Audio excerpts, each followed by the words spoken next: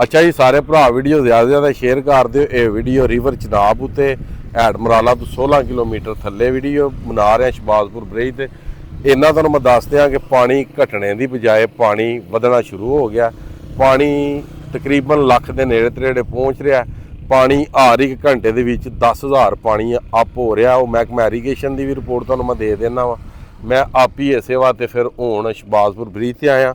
मेरे को टाइम हो गया जनाब 6:17। ठीक है, 1 तरीक 7वां महीना 2026। बिस्मिल्लाहिर्रहमानिर्रहीम। अस्सलामु अलैकुम या अली हक हैदर। उम्मीद करना तुसीं सारे भरा ठीक हो। अल्लाह ताला तुहानूं सारिਆਂ ਨੂੰ ठीक रखे।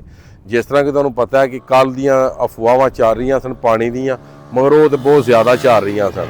मगर असीं हुण पहुंचे जनाब रिवर चनाब के उत्ते। जिस तरह तुहानूं पता है कि एक साडा ऐ पैमाना है कि जिहड़ा मैं वेखिआ ਜਿਹੜੇ ਵੇਲੇ ਇਹਨੇ ਡੁੱਬਣਾ ਤੇ ਦਰਿਆ ਦੇ ਵਿੱਚ ਪਾਣੀ ਲੱਖ ਤੋਂ ਉੱਤੇ ਹੋ ਜਾਣਾ ਜਿਸ ਟਾਈਮ ਇਹਨੇ ਡੁੱਬਣਾ। ਠੀਕ ਹੈ, ਹੁਣ ਇਸ ਟਾਈਮ ਪਾਣੀ ਚੱਲ ਕਿੰਨਾ ਰਿਹਾ ਉਹ ਤੁਹਾਨੂੰ ਦੱਸਣਾ।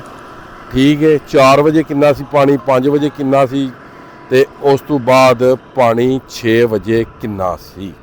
ਠੀਕ ਹੈ, ਵੀਡੀਓ ਕਿਸੇ ਵੀ ਭਰਾ ਸਕਿਪ ਨਹੀਂ ਕਰਨੀ, ਵੀਡੀਓ ਜ਼ਿਆਦਾ ਤੋਂ ਜ਼ਿਆਦਾ ਸ਼ੇਅਰ ਕਰਨੀ ਹੈ ਤੇ ਇhtiyati ਤਦਾਬੀਰ ਜਿਹੜੀ ਹੈ ਉਹ ਸਾਰਿਆਂ ਭਰਾਵਾਂ ਨੇ ਜਿਹੜੀ है वो भी नाल जारी सारी रखनी। खास करके ਜਿਹੜੇ ਭਰਾ ਦਰਿਆਵਾਂ ਦੇ ਕਿਨਾਰੇ ਵਿੱਚ ਨੇ ਜਾਂ ਦਰਿਆਵਾਂ ਦੇ ਵਿੱਚ ਨੇ ਉਹਨਾਂ ਜ਼ਿਆਦਾ ਤੋਂ ਜ਼ਿਆਦਾ ਇhtiyat ਕਰਨੀ ਹੈ।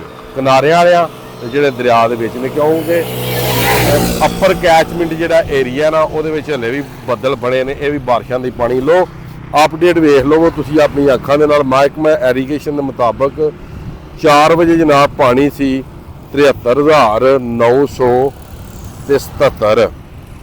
ਅਖਰਾਜ ਹੋ ਰਿਹਾ ਸੀ 46,714। 5 ਵਜੇ ਪਾਣੀ ਜਨਾਬ ਮੇਰੀ ਹੋ ਗਿਆ ਸੀ 76,000 ਕੁਛ। ਐ ਵੇਂਦੇ ਹੋ ਪਏ 76,000 ਕੁਛ, ਫਿਰ 81,000।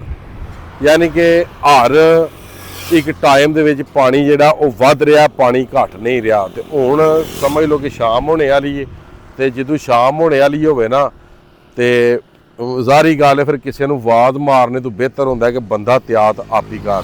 ਇਹ ਵੀਡੀਓ ਜਿੰਨੀ ਛੇਤੀ ਹੋ ਸਕੀ ਮੈਂ ਅਪਲੋਡ ਕਰਨੀ ਹੈ ਤਾਂ ਕਿ ਤੁਹਾਨੂੰ ਇਹ ਜਿਹੜਾ ਇੱਕ ਛੋਟਾ ਜਿਹਾ ਮਿਨੀ ਜਿਹਾ ਜਿਹੜਾ ਸਲਾਬੀ ਰੇਲ ਹੈ ਇਹਦੀ ਰਿਪੋਰਟ ਜਿਹੜੀ ਤੁਹਾਡੇ ਤੱਕ ਪਹੁੰਚ ਜੇ।